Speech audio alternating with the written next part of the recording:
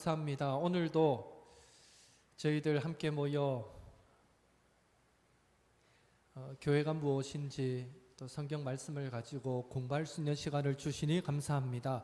하나님, 참 저희들은 미련하고 어리석어 듣고 그렇구나 싶다가도 이내 잊어버리고 또 예전으로 돌아가기가 쉬운데, 이런 공부의 시간들을 통해서 또 듣고 또 들으면서 조금씩 우리가 하나님이 원하시는 교회로, 하나님이 원하시는 성도로 세워져 갈 수 있도록 은혜를 다하여 주옵소서. 이 공부가 그러면 내가 어떻게 살아야 하지? 그러면 우리는 어떤 교회를 만들어 가야 하지? 끊임없이 스스로에게 질문을 던지게 만들 수 있게 도와주시고, 그렇게 합력하여 아름다운 교회를 세워가는 저희들 모두가 되도록 그 일에 이 공부가 귀하게 쓰임받도록 도와주시옵소서. 시작하는 시간입니다. 마치는 시간까지 주님만 영광 받아 주옵소서.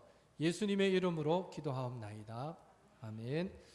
자, 6과 제목은 한 몸 많은 지체로서의 교회입니다. 자, 로마서 12장 3절에서 8절 우리 한 절씩 교독해서 읽도록 하겠습니다. 내게 주신 은혜로 말미암아 너희 각 사람에게 말하노니 마땅히 생각할 그 이상의 생각을 품지 말고 오직 하나님께서 각 사람에게 나누어 주신 믿음의 분량대로 지혜롭게 생각하라.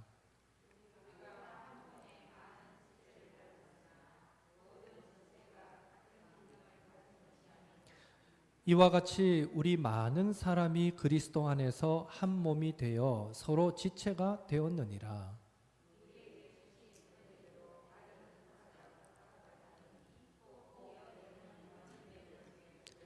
혹 섬기는 일이면 섬기는 일로, 혹 가르치는 자면 가르치는 일로.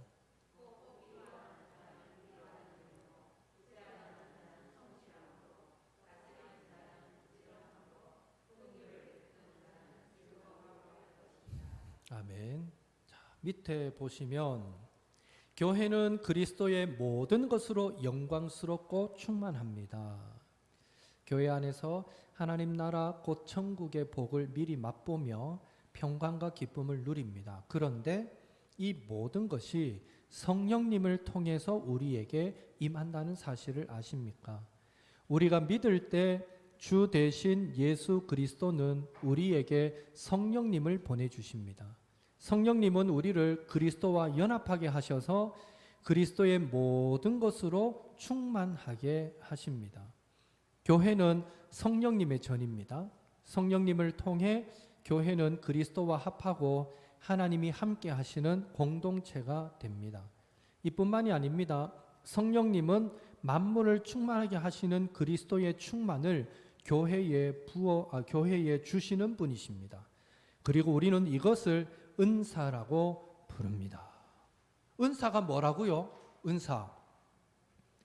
성령님께서 만물을 충만하게 하시는 그리스도의 충만을 교회에 부어주시는 것, 이것이 은사다. 그렇게 이미 정의를 하고 있습니다. 자, 뒤로 넘어가서 12장 3절 이미 읽었습니다. 자, 1번 질문 우리 같이 읽을까요? 은사는 하나님이 은혜로 주시는 선물입니다. 하나님이 은사를 주신 것은 교회를 충만하게 하기 위함입니다. 3절에서 하나님은 은사를 누구에게 얼만큼 주신다고 말합니까? 3절에 하나님은 은사를 누구에게 얼만큼 줍니까?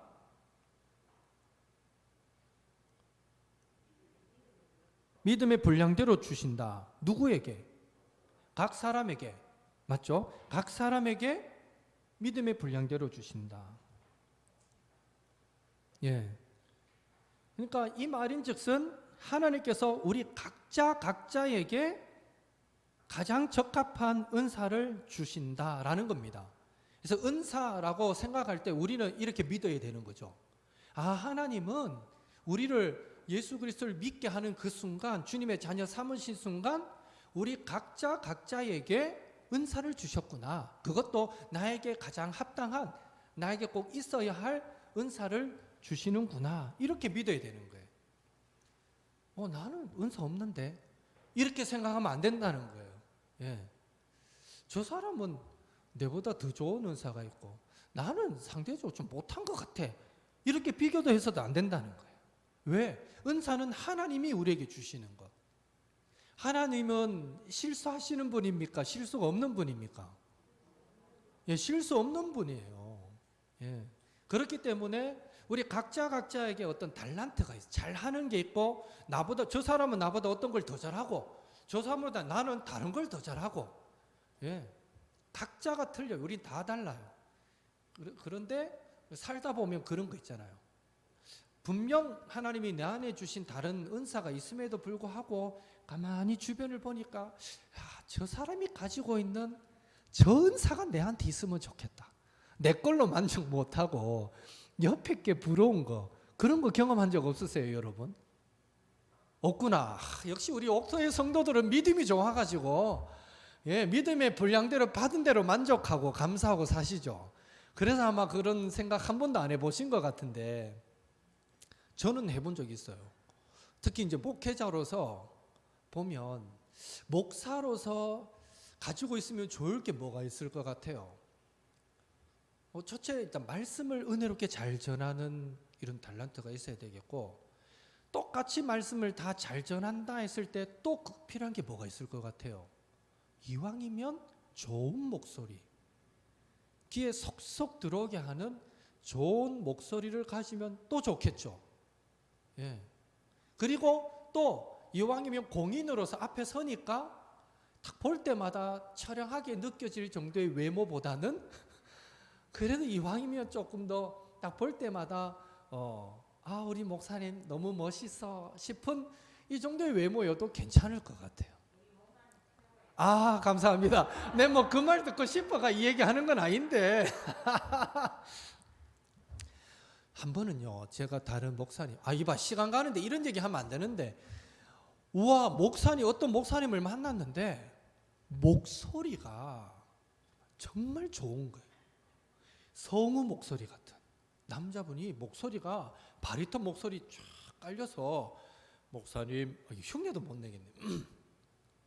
목사님 반가워요 이러고 얘기를 하는데 우와 딱 목사님 하는 이 말 한마디에 뭐라 그럴까 기선이 확 제압되는 듯한 느낌도 들고 뭔가 막 거룩한 느낌이 확 다가오고 그때 그 순간 처음으로 한번 그 생각해봤어요. 와 목회자가 이 발성을 잘해서 좋은 소리를 내는 것도 이게 정말 좋은 하나의 자질 중 하나겠구나. 그 생각을 처음 해봤어요. 어떤 목소리는요, 어떤 말은 막 저분은 열심히 설교를 준비해가지고 막 공부도 많이 해가지고 엄청난 내용이 담긴 것 같은데 어떻습니까? 표현력이 안 좋고 전달이 안 좋아가지고 도대체 무슨 말을 하는지 못 알아듣게 하는 사람이 있고요. 어떤 분들은 또 그 발성이 막 들으면 100% 졸게 만드는 그런 은사의 발음도 있고요. 어떤 분들은 또 그 말을 들으면 막 귀가 아프고 더 막 피곤하게 만드는 발성이 있고요. 딱 들었을 때 마음에 꽉 다가오는 발성이면서도 은혜가 되는 이런 발성이면 정말 이 진리를 담은 복음을 그렇게 전달해 준다면 훨씬 더 좋잖아요. 그래서 제가 기도한 적이 있어요. 하나님 저에게도 좋은 이 목소리를 주십시오 했더니 이상민 목사님 만나가지고 얼마나 혹독하게 발성 훈련을 받았는지 몰라요. 교회에서 나오는 그날까지 설교하면은 설교하고 나면 꼭 분리 가가지고 지적질을 당하는데 오늘은 발음이 어떻고 뭐 내용은 어떻고 막 조목조목 코멘트를 다 해주세요. 그런데 가장 많이 해주시는 게 이 발성적인 면. 너무 목에 힘이 들어가니까 내용 안만 좋아도 듣는 성도들 귀가 아프면 나중에는 그게 막 힘들어서 은혜로 안 다가온다. 복식 호흡을 해라. 배에서 나는 소리를 내라. 뭐 이런 여러 가지 코멘트를 많이 들었던 기억이 있는데 그래도 제가 서문교에서 15년 훈련 받은 게 요 정도예요. 목소리가. 그 정도, 그전에는 형편없었겠죠. 뭐 그보다도. 어찌됐건 우리 각자에게 은사가 다 있는데 우리는 한 번씩 나에게 주신 은사에 만족하지 않고 옆에 이래 보면서 야, 나도 저거 있었으면 더 좋았을 낀데 하고 이런 생각을 하기도 하는데, 오늘 이 은사와 관련해서 이 공부에서 벌써 1번에서부터 딱 강조하는 거는 은사는 하나님이 주시는데 각 사람에게 주셨다. 그리고 그 분량대로 주셨다. 이 말인즉슨 왜 나에게 저 은사가 없냐고 불평할 것도 없고 가장 나에게 필요한 대로 하나님이 주셨다라고 믿으라는 거예요. 믿으라. 그러니까 나를 이 모양 이대로 빚으시고 이렇게 사용하시는 분이 하나님이시다라는 거예요. 이걸 믿으라는 거예요. 이걸 더 넓게 확장하면 지금 우리의 가정 허락하신 분이 하나님이시다라는 걸 믿어야 된다는 거죠. 예. 우리는 그리스도인은 믿음, 하나님, 모든 일의 시작은 하나님이시다. 이 믿음이 전제 안 되면요, 우리 세상 사람하고 똑같이 사는 거예요. 예, 이 믿음이 전제 안 되면 세상 방식이 들어와서 세상 사람들의 고민, 걱정 그대로 하면서 살아갈 수밖에 없는 거예요. 그런데 우리 믿음의 성도들의 시작은 늘 하나님이시다라고 고백하면요, 때로는 좋은 일이 생겨도 하나님 감사해요. 하나님이 해주셨네요. 나쁜 일이 좀 혹 힘든 일이 생겨도 하나님이 주신 데는 이유가 있을 텐데, 하나님이 시작하신 일인데 내가 하나님의 뜻을 발견하기 원해요. 우리는 하나님이 주셨다, 이 믿음이 있을 때 모든 순간에 믿음으로 받고 승리하게 되는 겁니다. 은사도 마찬가지다. 꼭 기억하시면 좋겠고, 그래서 나에게 없다 해서 질투하지 마시고, 어떤 분이 진짜 내가 갖고 싶은 은사 나에게는 없지만 어떤 분이 갖고 계시면요, 내가 못하지만 그분을 통해서 하나님이 일하시도록 기도해 주세요. 그러면 되잖아요. 예. 우리가 은사를 그렇게 이해하자. 자, 2번 같이 읽습니다. 은사는 삼위 하나님 곧 하나님과 예수 그리스도와 성령님이 주시는 것이라고도 할 수 있습니다. 근본적으로는 하나님이 주신다고 할 수 있고, 그것은 결국 주 대신 그리스도의 충만한 것을 주시는 것이며 주님이신 그리스도가 보내신 성령님을 통해 주시는 것입니다. 아래 본문을 읽고 삼위 하나님과 은사가 어떻게 관련되어 있는지를 말해 보십시오. 네. 아래 본문 에베소서 4장 7절 10절 있습니다. 우리 각 사람에게 그리스도의 선물의 분량대로 은혜를 주셨나니 내리셨던 그가 곧 모든 하늘 위에 오르신 자니 이는 만물을 충만하게 하려 하심이라. 또 고린도전서 12장 7절에서 11절 7절 읽고 11절 읽겠습니다. 각 사람에게 성령을 나타내심은 유익하게 하려 하심이라. 11절 이 모든 일은 같은 한 성령이 행하사 그의 뜻대로 각 사람에게 나누어 주시는 것이니라. 자, 우리 밑에 구절 읽었어요. 아래 본문을 읽고 삼위 하나님과 은사가 어떻게 관련이 있는가, 삼위 하나님과 은사가 어떻게 관련이 있는지 말해보라 했는데, 정리하면 어떻게 될까요? 은사라는 것은 아까 우리 처음에 앞에서 정의했죠. 정의했는데 그것을 약간 응용하면 될 것 같아요. 은사는 첫째 성부 하나님께서, 둘째 성령님을 통하여, 셋째 예수님께 속한 것을 교회에게 부어주시는 것, 그것이 은사다. 삼위 하나님과 관련하여 은사를 정의하면 이렇게 된다는 거예요. 하나님께서 성령님을 통하여 그리스도에 충만하신 것을, 그리스도께 속한 것을 우리에게 주신 것, 그것이 은사다라는 것입니다. 이해가 되시죠? 예. 그러니까 우리가 받은 은사는요, 그리스도께 있던 거예요. 주님 안에 있는 것을 우리 각자에게 나누어 주셨다. 그게 은사다라고 생각하면 됩니다. 자, 그러면 3번, 바로 질문 3번 읽습니다. 사도 바울은 은사에 대해서 지혜롭게 생각하라고 권면합니다. 여기서 지혜롭게 생각한다는 것은 은사에 대해 어떤 자세와 관점으로 생각하는 것입니까? 3절이 참고 구절이네요. 지혜롭게 생각하라. 이 말은 어떻게 생각하라는 것입니까? 마땅히 생각할 그 이상의 생각을 품지 말고 각 사람에게 나누어 주신 믿음의 분량대로 지혜롭게 생각하라. 그러니까 각 사람에게 믿음의 분량대로 나누어 주셨다고 생각하라. 이 말이죠. 지혜롭게 생각하라. 이 말은 마땅히 생각할 그 이상의 생각을 품지 말고 각 사람에게 믿음의 분량대로 나누어 주셨다라고 믿으라. 이게 바로 지혜롭게 생각하라라는 의미입니다. 하나님이 각 사람에게 주셨다고 분명하게 얘기하고 있으니까 다시 말하지만 나에게는 은사가 없는 것 같아. 이거는 이 불신앙적인 얘기입니다. 있습니다. 우리가 예수님의 하나님의 자녀된 순간 우리는 분명히 하나님 나를 위해서 쓰임받을 은사가 있습니다. 하나님이 주신다고 되어 있으니까 나는 없는 것 같아. 이거는 불신앙적인 생각이다라는 걸 꼭 기억하십시오. 나는 은사가 없는 것 같아. 이거는 나는 그리스도인이 아니야. 나는 구원받은 백성이 아니야 라고 말하는 것과 동일한 고백이다라고 이해하시면 됩니다. 그렇다면 내 은사가 무엇인지 어떻게 알 수 있습니까? 어떻게 하면 알 수 있을까요, 여러분? 김경태 집사님, 내 은사가 뭔지를 어떻게 알 수 있죠? 정말 어려운 질문이다, 맞죠?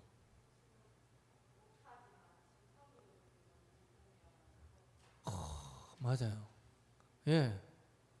일단 뭐라고 답했냐면 잘은 못하지만 지금 섬기고 있는 일들 하여튼 꾸준히 섬기다 보면 그 안에서 내 은사를 발견하게 된다. 이 말이었죠. 예. 딱 정답이었어요. 그런 이제 이런 공부를 하다 보면요, 우리 각자에게 하나님은 은사를 주셨습니다라고 말하면 속으로 생각해요. 내 은사는 뭐지? 그러면 나는 모르겠는데 지금까지 신앙생활 10년을 해도 나는 내 은사가 뭔지 모르겠는데 이런 분들이 있거든요. 왜 몰랐을까요? 그거는 이제 우리 김경태 집사님 이 얘기와 접목해 보면 돼요. 내 은사가 뭔지 어떻게 알 수 있느냐? 많은 신학자들이 목회자들이 하는 말이 섬겨보면 알 수 있다는 거예요. 섬겨보면. 예. 그러니까 은사는 교회를 위해서 무엇이든지 섬길 때에 발휘되거나 또 알 수 있게 되는 것입니다. 내가 어떤 은사가 있을까? 광고를 이래 듣는데 연말에 보니까 주일학교 교사가 부족한데 교사로 헌신할 분들은 좀 헌신해 주십시오. 내가 교사를 한번 해볼까? 기도하다가 교사를 자원하는 거예요. 열심히 가르쳐 봤는데 웬걸 처음에는 5명 받아가 교사 시작했는데 하다 보니까 애들이 내 때문에 시험이 드는지 자꾸 애들이 3명, 2명, 1명으로 줄고 너무 나는 열심히 가르치는데 애들은 힘들어하고 이러면 어느 순간에 내한테 가르치는 은사는 없는 것 같아. 이거 이제 좀 살짝 분별이 되잖아요. 그러면 죄송하지만 올해까지만 하고 내가 다른 쪽을 한번 또 섬겨봐야겠다. 또 찾아볼 수 있죠. 또 뭘 할까 고민하는데 또 교회에서 우리 주차 관리하실 분 아니면 차량 봉사하실 분 필요한데 헌신하실 분은 헌신해 주십시오. 이러면 나 운전 잘하는데 그래 내가 차량 봉사 한번 해볼까? 주차 관리 한번 해볼까? 예를 들면 또 이를 적용할 수 있는 거죠. 그래서 또 한번 열심히 해보는 거예요. 그런데 했을 때 처음과 달리 운전하면 할수록 기분 좋고 내가 뭔가 교회를 위해서 주님을 위해서 성도를 위해서 내가 뭐 할 수 있다는 게 왜 이렇게 기분이 좋을까? 막 운전하면서 막 찬양이 절로 나오고 이러면 이게 뭔가 하나님이 나에게 맡겨주신 한 달란트다라고 우리는 확인할 수 있는 거예요. 안내 설 때 처음에는 막 부끄럽고 이랬지만 안내를 서면서 점점 더 자신감이 붙고 최대한 내가 교회 예배 은혜 받으러 오는 성도들에게 환하게 반겨서 정말 입구에서부터 그 마음이 활짝 열리도록 만들어줘야지. 별것 아닌 것 같지만 그 안내하는 일에 자꾸 관심이 가고 좀 준비된 마음을 가지게 된다면 이거는 또 하나의 하나님이 허락하신 은사겠죠. 한 번 서고 2번 섰는데 서면 설수록 자꾸만 이상하게 적응이 안 되고 부끄럽고 이게 안 된다 이러면 이건 또 내한테 안 맞는가 하고 또 생각해 볼 수 있는 거죠. 찬양대원 예, 성가대원이 필요합니다. 찬양대원 필요합니다. 광고 들으며 한번 또 성가대 해보는 거예요. 그런데 나는 정말 찬양이 좋아서 하는데 이상하게 내가 찬양하면 음이 안 맞고, 예, 화음이 2개, 3개, 4개 나야 되는데 5개, 6개씩 막 만들어지고 이러면 이거는 내가 암만 좋아해도 내 은사가 아닌갑다 하고 내려놔야 되는 거죠. 우리 찬양대원 중에 그런 분 있습니까? 혹시 최재혁 집사님? 말은 못하는데 화음을 하나씩 더 만드는 분 있습니까? 혹시? 하다가 안 나오는 분은 있어도 그런 분은 없다. 아니, 제가 이전교회 몇 개 교회 다녀봤는데 교회들마다 찬양대에서 심각한 문제가 뭔가 하면 저분은 이 은사가 아닌데 앉아있는 분이 있어요. 나가라 말도 못하고 그만두라 말도 못하고, 예, 정말 힘든 거예요. 그런데요, 그런 분들은 또 열심히 있잖아요. 소리를 작게 내면 될 텐데 또 크게 내요. 그런 분들은. 제 친구 중에 하나가 그런 친구가 있었어요. 다행히 내 친구라 가지고 내가 가서 얘기했어요. 니는 성가대 하지 말라고. 왜 이러면, 미안한데 니는 이거 화음을 잘 낸다고 생각하는지 몰라도 니 때문에 음이 엉망이 된다. 충격받았어요. 진짜가 묻더라고요. 그래, 미안하지만 그렇다. 그래가지고 그 친구 성가대 그래도 절제시키도록 만든 기억도 있는데, 하여튼 핵심은 내 은사가 뭘까? 이제 교회 안에서 적용한 거예요. 교회 안에서 내 은사가 뭔가를 찾으려면요, 부지런해져야 될 것 같아요. 열심을 내야 될 것 같아요. 직장 생활도 마찬가지고 가정 생활도 마찬가지고, 가만히 있으면 절대 발견 못해요. 내 은사는 열심히 살다 보면 분명 하나님이 분명하게 깨닫게 만드시는 나만의 장점도 발견하게 돼요. 혹시 압니까? 또 여러분이 열심히 섬기다 보니까 내한테 또 전도의 은사가 있었네, 이걸 발견하게 될지, 우리에게 어떤 은사가 있을지는 섬기는 그 자리에서 발견되어지는 것이다. 꼭 기억하시기 바랍니다. 그래서 이제는 나는 은사가 뭔지 모르겠어요. 이거는요, 나는 이때까지 그렇게 열심히 신앙생활도 안 했고 그렇게 내가 자발적으로 뭔가를 하지 않았어요. 이 고백과 똑같은 거예요. 이후로는 여러분은 나는 은사가 뭔지를 모르겠어요, 이 고백이 적어도 여기 계신 분들 입에서는 나오지 않았으면 좋겠고, 뭔가를 부지런히 찾고 그렇게 하나님 앞에서 여러분 은사를 자꾸 개발해 가시기를 주님의 이름으로 축복합니다. 두고 해야 되는데, 자, 또 넘어가서 1번은 넘어가고요. 바로 2번 가봅시다. 바로 2번 질문 같이 읽습니다. 성경은 은사에 대해서 이해할 때 항상 한 몸의 많은 지체의 관점으로 설명합니다. 은사를 생각할 때 몸의 많은 지체들이 각각 서로 다른 기능을 하여 그 몸 전체를 온전하게 하는 것으로 생각하라는 것입니다. 이것을 통해 결국 은사를 주신 이유는 무엇이라고 볼 수 있습니까? 은사를 주신 이유는 뭐라고 생각하십니까? 밑에 참고 구절도 있어요. 한번 눈으로 쑥 보십시오. 은사를 주신 이유가 뭘까요? 고린도전서 12장 7절에 보니까 각 사람에게 성령을 나타내심은, 은사를 부어주심은 유익하게 하려 하심이라. 유익하게 한다. 뭐를요? 내가 잘 먹고 잘 살고 나를 유익하게 하는 걸까요? 여기에서의 개념은 공동체의 유익이에요. 공동체의 유익. 유익하게 공동체의 유익을 얻도록 하기 위함이다. 몸 가운데 분쟁이 없고 여러 지체가 서로 같이 돌보게 하셨느니라. 서로 같이 돌보게 하셨다. 은사를 주신 이유가 이렇다는 거예요. 서로 돌보도록 하기 위함이다. 그리고 에베소서 말씀도 12절에 보니까 이는 은사를 주신 것은 성도를 온전하게 하여, 여기 온전하게 한다 이 말은요, 성도를 준비시켜 이런 뜻이에요. 예, 준비시켜서 어떤 일을 하게 하는데요, 봉사의 일을 하게 하고요, 또 그리스도의 몸을 세우는 일을 하게 한다. 이게 은사라는 거예요. 준비시켜서 봉사의 일을 하게 하고 그리스도의 몸을 세우기 위함이다. 그리스도의 몸이 뭔데요? 교회잖아요. 그러니까 은사를 주신 직접적인 이유는 교회와 관계 있는 거예요. 그리스도의 몸인 교회를 세우기 위함이다. 그리고 뒤에 넘어가 보면 그리스도의 장성한 분량이 충만한 데까지 이르리니, 그러니까 그리스도의 충만하심의 경지에 다다르게 하는 것이 은사래요. 그러니까 그리스도를 닮게 하는 것, 그 은사의 활용은 우리가 날마다 그리스도를 닮아가게 만드는 것이다. 그리스도의 그 충만하심의 그 경지에까지 다다르게 만드는 것이 은사다라는 거죠. 은사가 그만큼 귀한 거예요. 그런 의미에서 결국 은사를 주신 이유는 무엇입니까? 한마디로 은사는 개인이 아니라 교회 전체의 유익을 위해 주셨다. 물론 개인의 유익도 있죠. 우리 한 사람 한 사람을 예수님을 닮아가게 만들어 주니까. 그러나 그게 전부가 아니라는 거예요.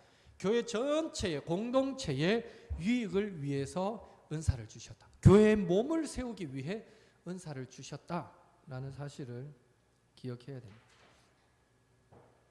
그런 의미에서 우리가 받은 은사를 가지고 나 하나 잘 먹고 잘 사는데 사용하면 됩니까? 안 됩니까? 안 된다는 거예요. 혹 어떤 분들은요, 하나님이 주신 은사를 가지고 그것이 직업이 되어서 또 살아갈 수 있잖아요. 그러니까 더 깊이 생각해 보면 하나님이 주신 은사로 필요한 것을 공급받기도 하지만 그게 궁극적인 목표가 아니라는 거예요. 하나님께서 나에게 어떤 은사를 주셨으면 그건 궁극적으로 교회를 세우기 위한 거예요. 교회를 세우기 위한 거예요. 우리가 이걸 꼭 기억해야 된다. 그리고 또 하나, 나에게 은사가 주어졌는데 누가 봐도 부러워할 은사가 있는데 그렇다면 그건 누구의 거예요? 하나님의 것을, 그리스도의 충만한 것을 우리에게 주신 거예요. 그래서 절대 그게 내 거라고 또 교만해서도 안 돼요. 주님의 것인데 주님 안에 있던 것을 우리에게 조금 나눠주신 것, 이게 은사다라고 생각해야 돼요. 주님이 왜 우리에게 나눠주셨을까요? 나 혼자 잘 먹고 잘 살라고? 아니죠. 주님이 우리에게 은사를 주실 때, 주님께 속한 은사를 나눠주실 때는 다시 말하지만 주님의 몸인 교회를 더 아름답게 세우라고 은사를 주셨다. 그래서 은사는 절대적으로 공동체를 위해서 사용되어져야 된다. 이 사실을 우리는 꼭 기억해야 됩니다. 그래서요, 혹시 여러분 주변에 이래 둘러보시다가 저 집사님은, 저 권사님은 뭐 이래 둘러보다가 참 은사가 있는데 저분이 이걸 하면 정말 잘할 건데 은사가 보이는데도 안 하시면요, 사실은 사랑하는 마음으로 권면해야 돼요.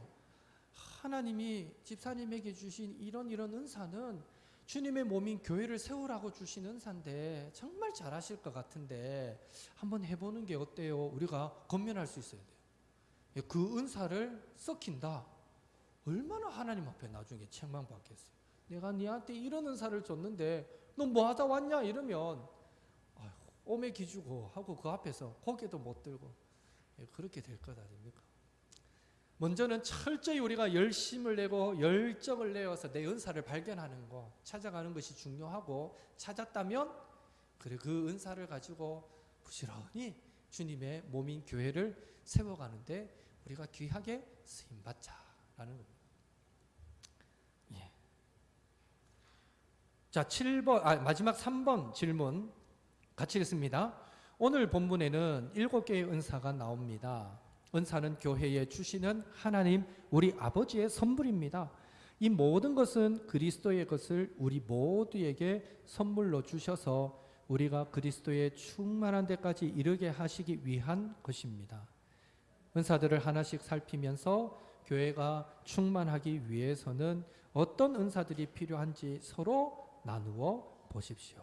여기 이제 다시 은사가 정의되는데 질문 둘째 줄 끝에서부터 보면 그리스도의 것을 우리 모두에게 선물로 주셔서 우리가 그리스도의 충만한 데까지 이르게 하기 위한 것, 이것이 은사다. 꼭 기억하시고 하나하나씩 살펴보라 했는데 뒤에 과에 가면 또 나와요, 이 본문이. 그래서 뒤에 7과로 넘어가서 우리가 은사에 대해서 조금 더 생각해 보도록 하겠습니다. 7과 바로 넘어갈게요. 7과 1번 바로 가겠습니다. 1번 은사의 종류에 대해서 얘기하는데 1번 자, 같이 읽겠습니다. 우리 주님이신 예수 그리스도는 자신이 세우신 교회가 충만하도록 그분의 것을 교회의 선물 곧 은사로 주셨습니다. 주님이 성령님을 통해 주시는 은사에는 어떤 것들이 있습니까? 자, 위에 참고 구절에 보면 어떤 은사들을 주십니까? 교회에 8절에서 10절에 나오죠. 어떤 사람에게는 지혜의 말씀, 또 지식의 말씀, 또요 믿음, 병 고치는 은사, 능력 행함, 예언함, 영들 분별함, 각종 방언 말함, 방언들 통역함. 맞죠? 이런 은사를 주신대요.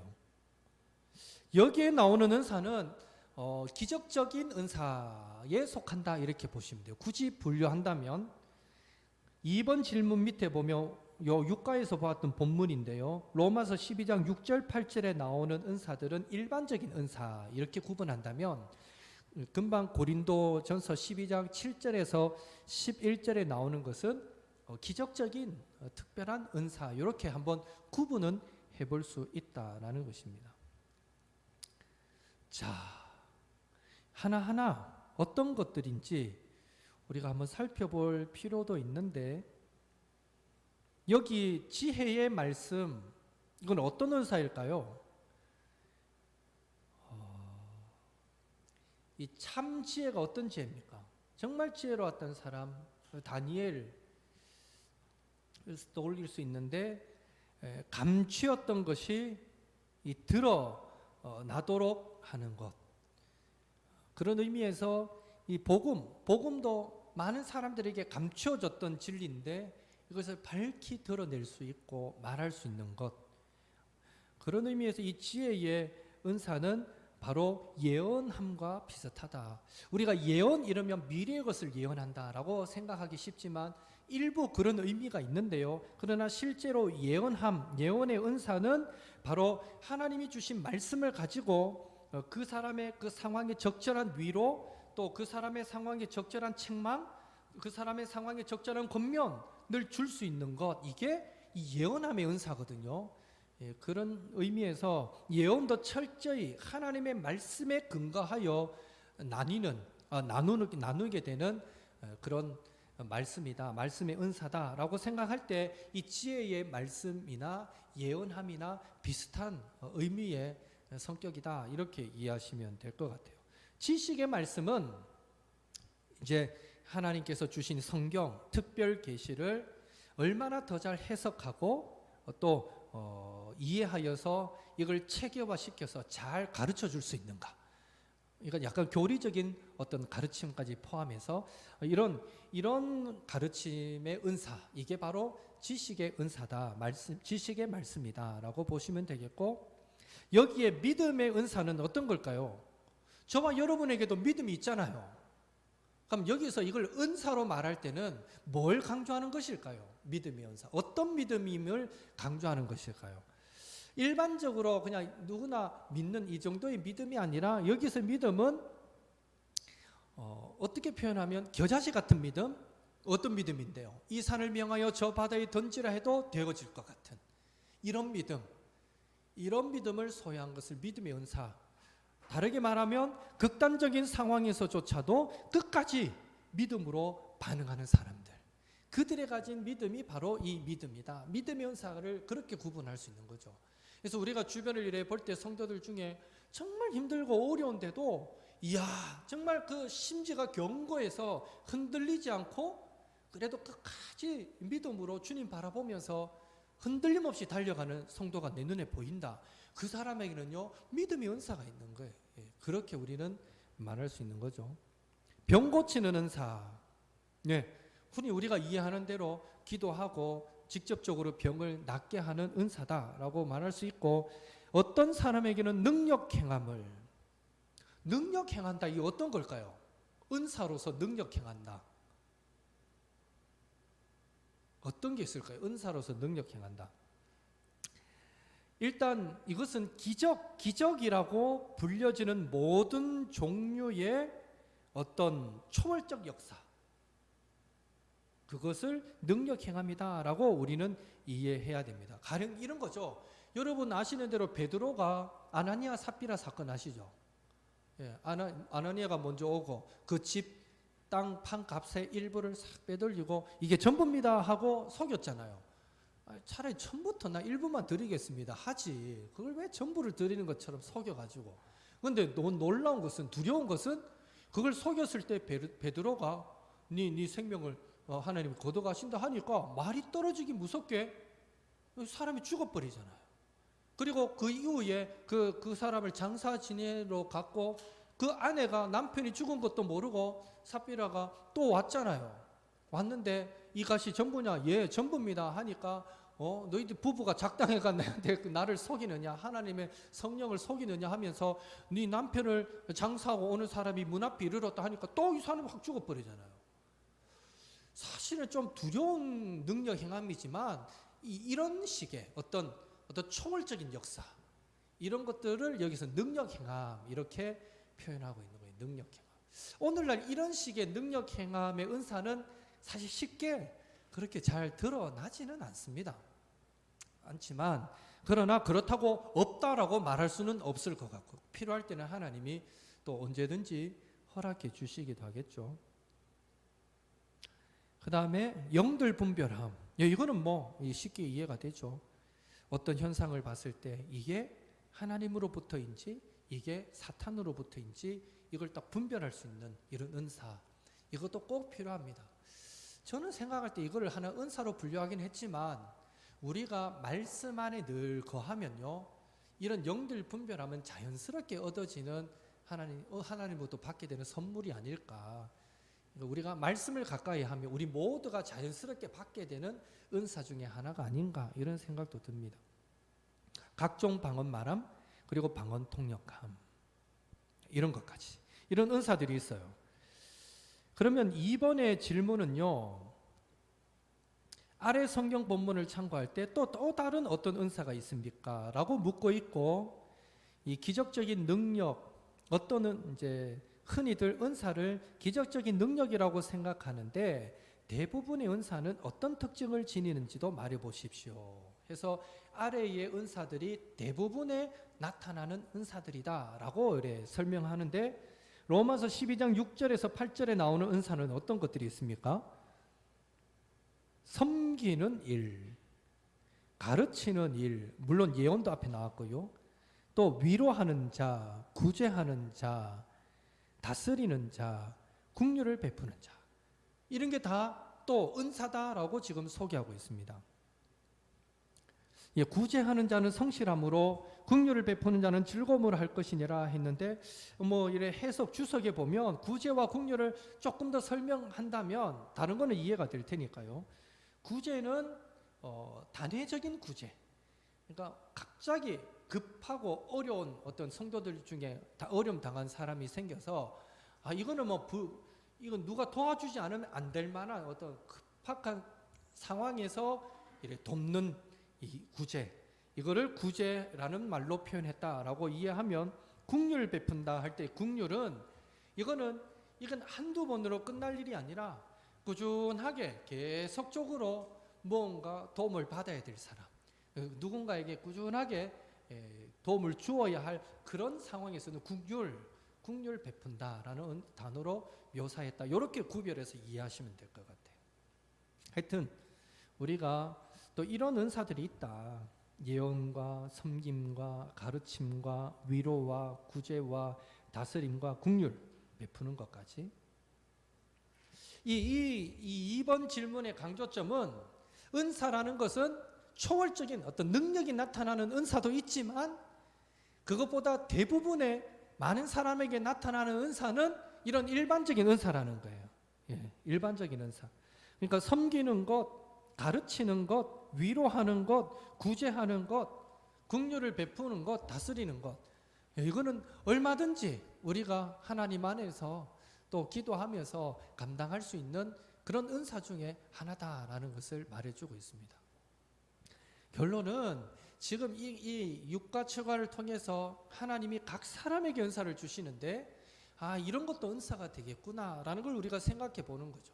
위로하는 것도 은사래요. 여기서 성경은 더 자세하게 묘사를 하지 않았을 뿐이지만 위로도 은사라 치면요, 또 우리 다양하게 은사를 적용해 볼 수 있겠죠. 성경의 묘사만 되지 않았을 뿐 또 어떤 것도 은사가 될 수 있겠습니까? 위로가 은사면 격려도 은사겠죠. 격려하는 거. 그렇지 않나요? 저는 여러분에게 격려의 은사도 있었으면 좋겠어요. 그래서 이제 요번에 여러분이 이렇게 같이 공부를 했는데 이제 요 한 텀이 끝나면 또 다음에 제가 내년 가서 또 때가 되면 공부합니다라고 강구할 때에 여러분 어떻게 해야 됩니까?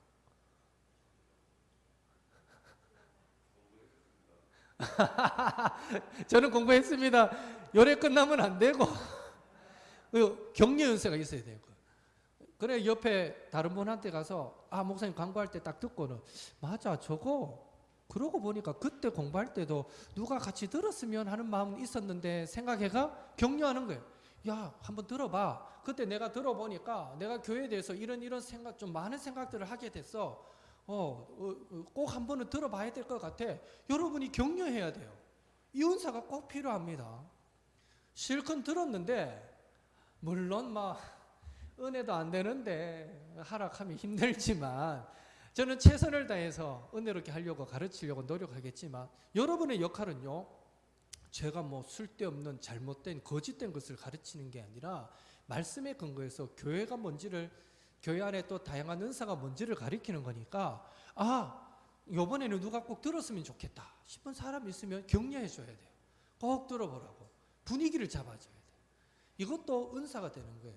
잘 되는 교회는 보면 이게 돼요. 잘 되는 교회는 진짜 그래요. 분위기가 야 내가 해보기 좋더라 이러고, 심지어 그렇게 하잖아요. 잘 되는 교회는 이거 회비 우리 요번에 처음에 2만 원 걷었죠. 할 때 잘 되는 교회는 어떻게 하냐면 내가 공부했는데 너무 좋았다 싶으면요, 다음에 광고하잖아요. 또 그거 한다 할 때 다른 분 들으라고 내가 회비 내주는 거예요. 야 나 네 이름으로 회비 내놨대 들으래. 꼼짝 말아줘. 왜? 실제 그런 교회가 있어요. 정책적으로 그렇게 하더라고. 요 수료하면서 이분들이 다음에 이 공부한다 하면은 다른 사람 한 사람 그 공부할 비용을 꼭 대주십시오. 그러니까 헌금하는 마음으로 할 수 있는 거죠. 다른 사람이 또 들어서 유익을 얻을 수만 있다면 내 2만 원 투자하지 이런 마음으로 기꺼이 할 수 있는 거예요. 그래서 다른 교회는요, 내가 듣고 싶어서 돈 내고 신청하는 게 아니라 이미 광고 나가면 다른 사람이 내 이름으로 신청해 놔버려요. 그리고는 내가 신청했고 널 위해 기도할게요 이러니까 뭐 꼼짝 말아줘. 그러니까 또 다른 사람이 훈련받고 또 연결해서 훈련받고 그렇게 그게 자연스럽게 이어지는 교회가 있어요. 그래서 어떤 데는요, 안 되는 교회는 아만 하라 그래도요 안 모이는 교회는 이 소망 없는 거예요. 우리 교회는 그런 의미에서 격려하는 은사도 있었으면 좋겠어요. 제가 다른 교회 예를 들어드렸다고 또 여러분 벌써 시험 들어서 우리 보고 또 다음에 할 때 돈 내가 다른 사람 시키라는 얘기구나 이렇게 받아들이지 마시고, 제가 한 예를 말씀드린 건데 그만큼 격려하는 거, 세워가는 게 중요하다는 거예요. 그런 은사가 우리 교회 성도들 안에 또 많아졌으면 좋겠다. 위로의 은사도 많고 막 능력 있는 은사도 많이 나타났으면 좋겠지만 그거보다는요, 사실 잔잔하게 옆에서 위로해 줄 수 있고 또 들어줄 수 있고 함께 아파해 줄 수 있고 공감해 줄 수 있고 또 격려해 줄 수 있고, 이게 다 은사가 될 수 있다는 거 우리가 기억하고 자꾸 우리의 은사를 발견해 갔으면 좋겠습니다. 자, 3번 같이 읽습니다. 성경에 나온 은사들은 교회가 그리스도의 충만함으로 충만하도록 주님이 주신 선물이요 능력입니다. 이런 은사들이 교회 안에 풍성하게 나타난다면 지금 우리가 섬기는 교회는 어떤 모습을 지니겠습니까? 각자에게 주신 그리스도의 충만함으로 충만하도록 만들어 주신 이 은사, 그게 우리 각자에게 주어졌고 이런 은사들이 교회 안에서 풍성하게 발휘되어진다면 지금 우리가 섬기는 교회는 어떤 모습이 되겠습니까? 라고 묻고 있는 거예요. 어떤 모습이 되겠습니까? 지금보다 훨씬 못한 모습이겠습니까? 아니면 지금보다 훨씬 진짜 천국과 같은 모습이겠습니까? 당연히 후자겠죠. 예, 당연히 후자겠죠.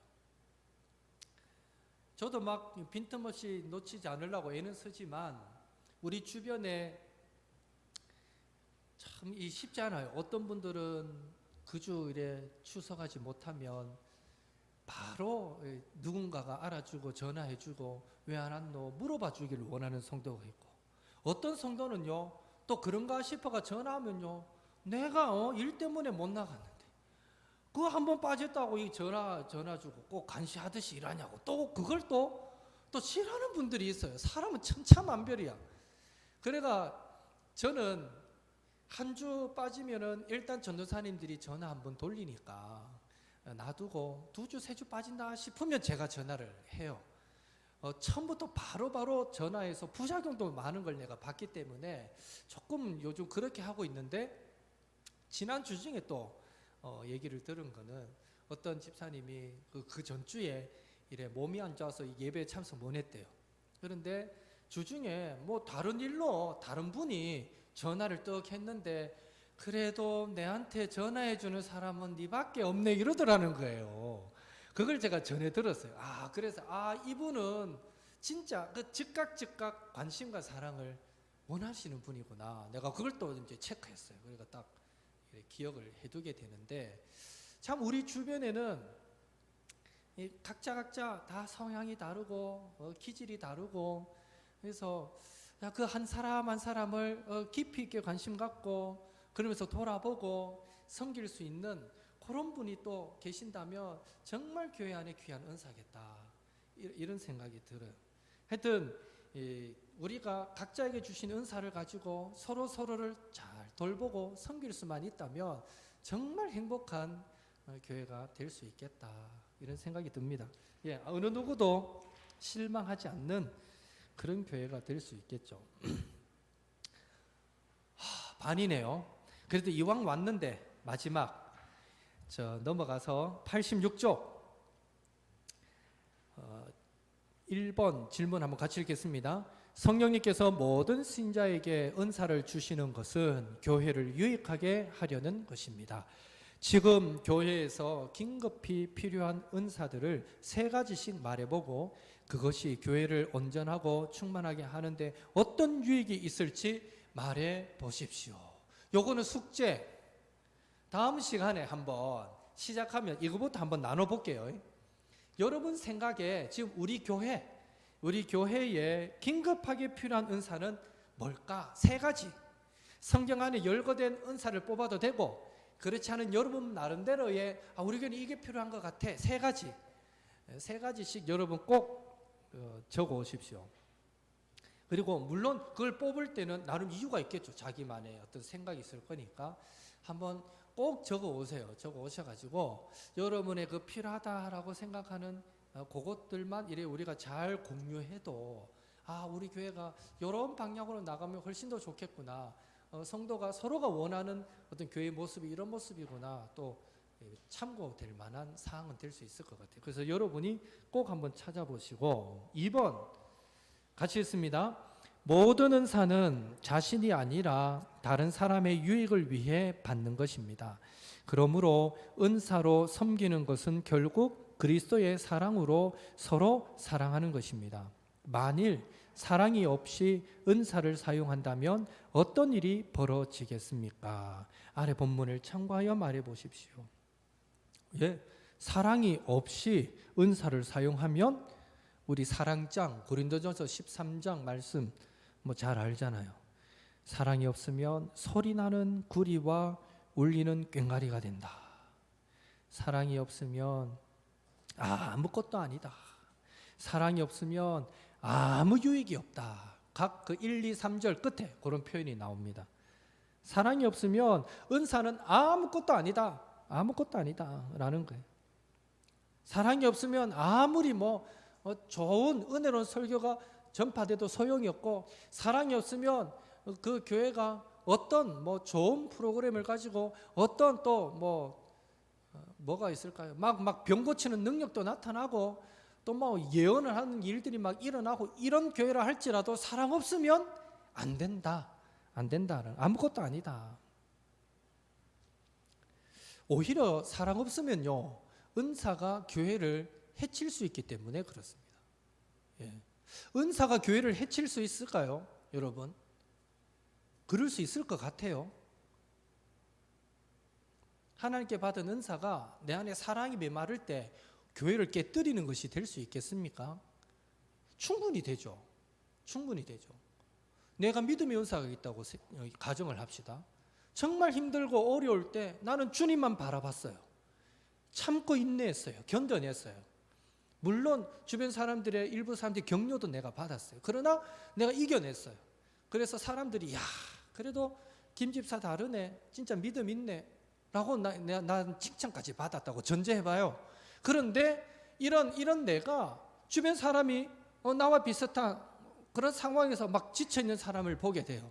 그러면 정말 사랑 있는 사람은 어때요? 내가 경험해 봤기 때문에 더 충분히 격려하고 위로하고 일어서도록 도움을 주겠지만, 사랑이 없는 사람은 어떻게 돼요? 나도 다 경험해 봤다, 그것 가지고 믿음 없이 하고 있노, 이래 돼버리는 거예요. 예, 위로받고 싶은데 그게 안 되면 교회는 깨어지는 거죠. 사랑이 없으면 내가 잘할 수 있는 그것이 무기가 되어서 다른 사람을 공격하는 것이 될 수도 있습니다. 참 무서운 거예요. 사랑 없으면 해칩니다. 예언, 사랑 없는 사람은 예언의 은사 달라고 하지 마세요. 영분별력의 투시의 은사, 이런 거 할 때마다 한 번씩 나오는 얘기지만, 이래 보면 남들 그 마음속에 품는 생각 막 알고 이런 거 받으려고 하지 마세요. 사랑 없는 사람들은 큰일 납니다. 예. 저는 하나님께 절대 그거 주지 말라고 기도하고 있어요. 감당이 안 될 것 같아요.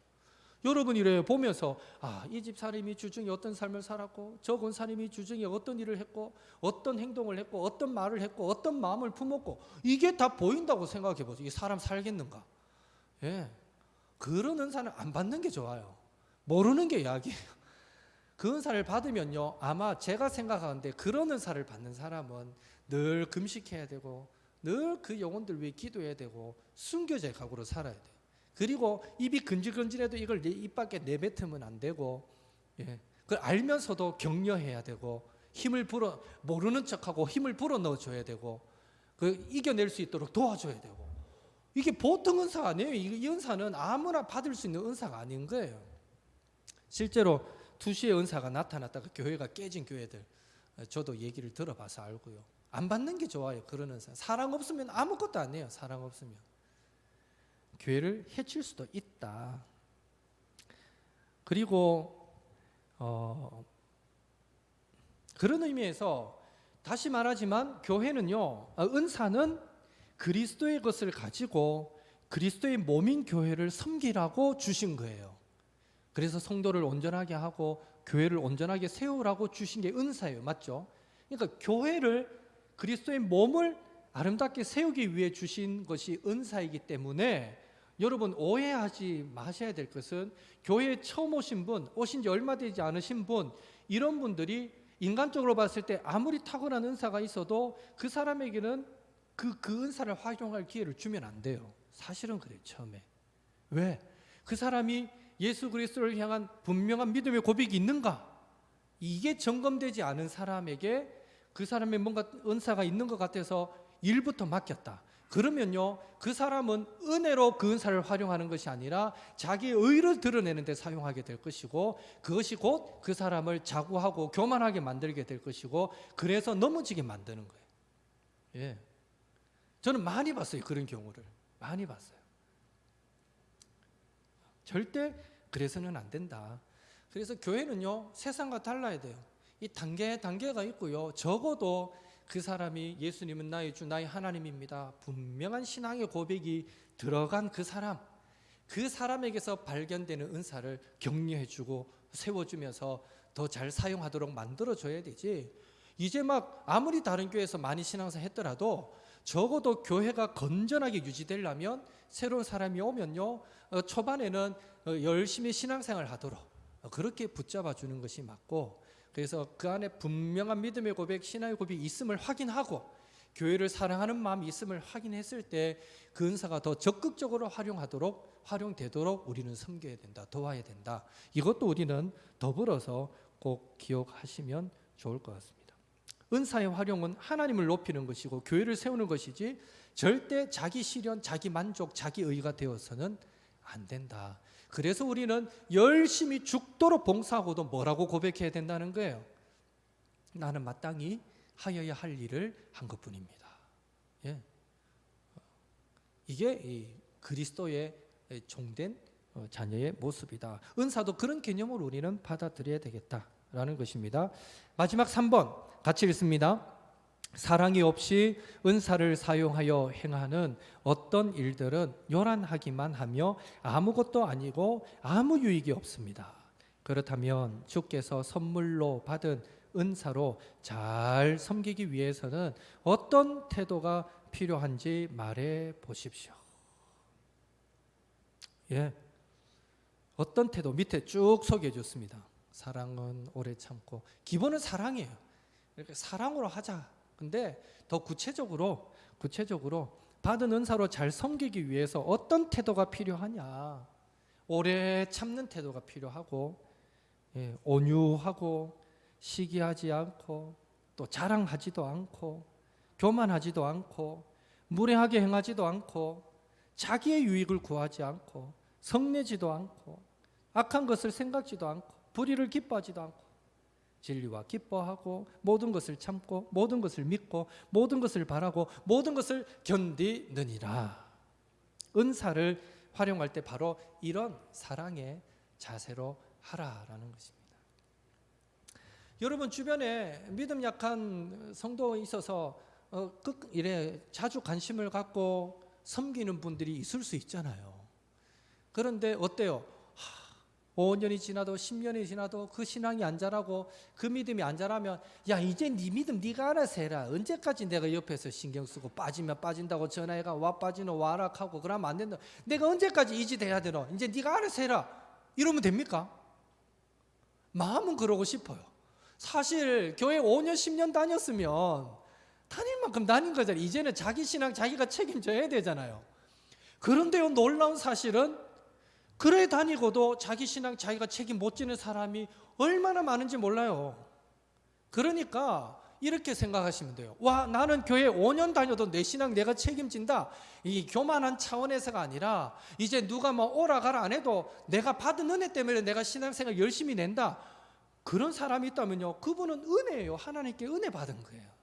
아주 큰 은혜라고 생각하시면 되고, 근데 내 주변에 암만 권해도 좀 권하면 조금 열심히 내다가 또 내가 잠시만 방심하면 또 어느 순간 쑥 들어가 버리고 믿음 약해져 버리고 이러면요 1년 2년 지켜보다가 에이 이제 난 모르겠다 이게 아니라 혹 우리 주변에 그런 분들이 있으면 끝까지 책임지십시오. 이게 사랑의 특징. 오래 참고 끝까지 붙잡아주는, 끝까지.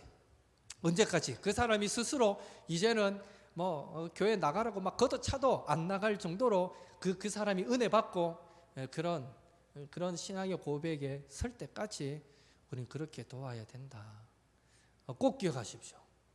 꼭 기억하십시오. 그런 의미에서 우리 옥토교회도 주변에 이래 돌아보면 아직까지 신앙생활은 좀 하신 것 같은데 믿음이 신앙이 깊지 못한 분들 분명히 있을 거예요. 예, 우리가 믿음이 약하다 차원에서 이래 자꾸 비교한 차원은 아니지만 여러분이 볼 때 그게 느껴지는 분들이 있을 거란 말이에요. 그러면 여러분이 그게 느껴지신다면 아 이것도 내한테 일부 한 몫이 있구나 생각하시고 믿음 연약한 분들은 그 신앙이 더 온전하게 견고하게 세워지도록 우리가 사랑으로 끝까지 인내하고 그러면서 권면하고 격려할 필요가 있다. 그렇게 하나님의 교회를 아름답게 세워가야 한다. 그것까지도 우리가 꼭 기억했으면 좋겠습니다. 자, 마무리할게요. 제가 이전에 있던 교회에서 오래전인데 그분은 미국으로 이민을 가셨지만 박현숙 집사님이라고 한 분 여집사님을 잊지 못해요. 그때 제가 30대 중반쯤, 30대 중반쯤 되었을 때 그분이 40대 중반이었으니까 40대 그 중반에 그 나이들이 모여서 예배하는 그 부서가 있었는데 거기에 제가 담당 부서 교역자로 들어가 있었어요. 그런데 그 부서 가서 그 집사님을 내가 만나고 나서는 정말 이 사람은 정말 훌륭한 분이에요. 살아있는 정말 예수님이라고 불릴 만큼 참 대단해요. 그 사람 직장도 있어요. 그런데도요, 성도가 필요로 하는 곳이면 빠지지 않아요. 어디든 그 자리에 그분은 있어요. 그분이 넉넉하신 분도 아닌데요, 성도가 힘들면요 가장 먼저 달려가서 그의 필요를 채우는 자리에 가 있어요. 대단해요. 이분의 열정은 꼭 물질이 아니더라도요, 누가 아프다, 입원했다 이러면 그 병원에 가서 간병을 며칠씩 해주고요, 또 누가 뭐 감기 몸살이라고 집에 누웠다 이러면 그날 저녁에 집에 가가 곰국거리가 그 집에 갖다 줘요. 먹고 힘내라고. 그러니까 이 사람은 삶으로 그리스도인이 어떻게 살아야 하는가를 보여주는 사람이었어요. 그런데 이런 삶이 하루 이틀 된 게 아니라 이미 그 한 부서가 5년씩인데 함께 이 집사님과 함께 생활하는 동안 몇 년을 이 집사님이 한결처럼 그렇게 섬기니까 그렇게 섬김을 받는 사람이 점점 많아지죠. 똑같이 뭐 내하고 친한 사람 안 친한 사람은 관계없어요. 같은 부서원이면 누가 어떻더라 하면 똑같이 대하는 거예요. 똑같이. 그러니까 제가 들어갔을 때는 이미 그 집사님의 사랑과 섬김을 안 받아본 사람이 한 사람도 없는 거예요. 모두가 섬김을 다 받은 거예요. 모두가. 그런데 이제 제가 그 부서 가고 1년이 안 돼서 이분이 미국으로 이민을 가게 됐어요. 그러니까 정말 보배 같은 그 집사님이 이민을 가는데, 저는 그 마지막 주일, 그 사람이 떠나가기 마지막 주일날 완전 눈물 바다가 되는데, 이게 이 사랑의 힘이구나. 모든 사람이 진짜 내 형제가 이민 갈 때보다도 더 슬퍼하는 것처럼 정말 그렇게 아쉬워하고 눈물 흘리고 서로 부둥켜 안고 기도하고, 정말 그 이후로 몇 달 힘들었어요. 왜?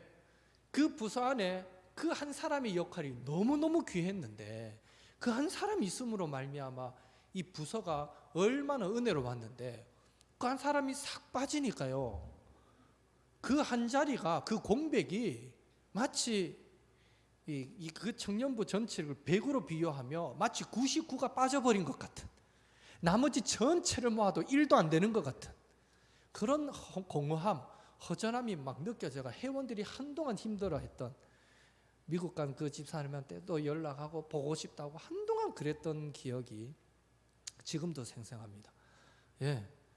생각해 보면요, 그분도 자기 직업이 있고 자기 가정이 있고 자기 할 일이 있고 넉넉하지도 않은 분들이고 얼마나 우리와 비슷한 삶을 살아가는 사람인데 어떻게 그렇게 살 수 있었을까? 그 한 사람이 그렇게 부서를 바꾸고 교회를 바꿔가는 걸 제가 눈으로 한번 경험한 적이 있습니다. 은사인 것 같아요. 그분에게 주어진 은사. 은사는 그렇게 활용되는 거예요.